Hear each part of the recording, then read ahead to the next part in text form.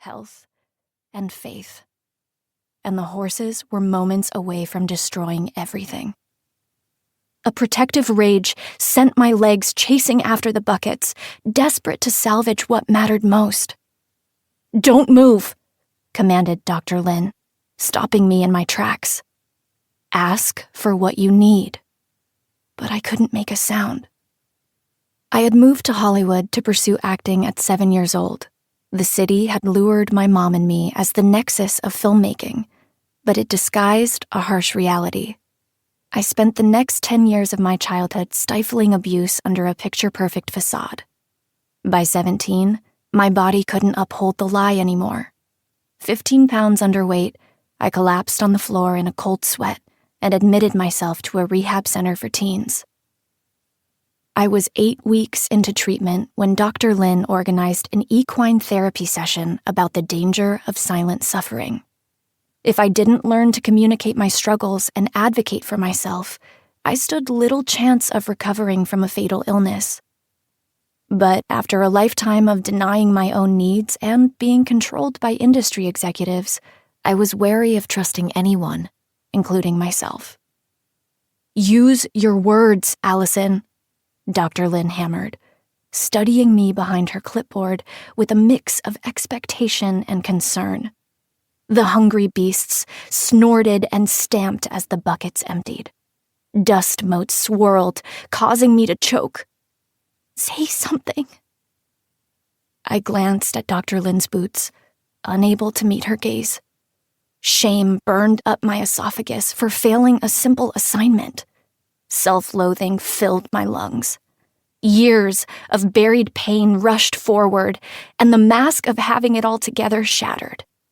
Underneath, I was suffocating. All eyes were on me, waiting. Not a single thought could reach my lips. The horses threw their weight around mercilessly. Fear blurred my vision. "You're letting them down." "What do you need?" Dr. Lin pressed. "You're about to lose everything." I need...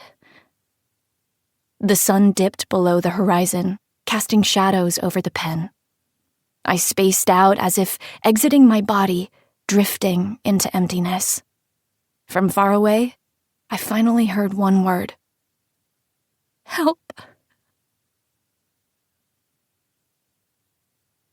Chapter 1. July 2000. Hello, my name is Alyson Stoner. I'm 6 years old, and my height is 3'6".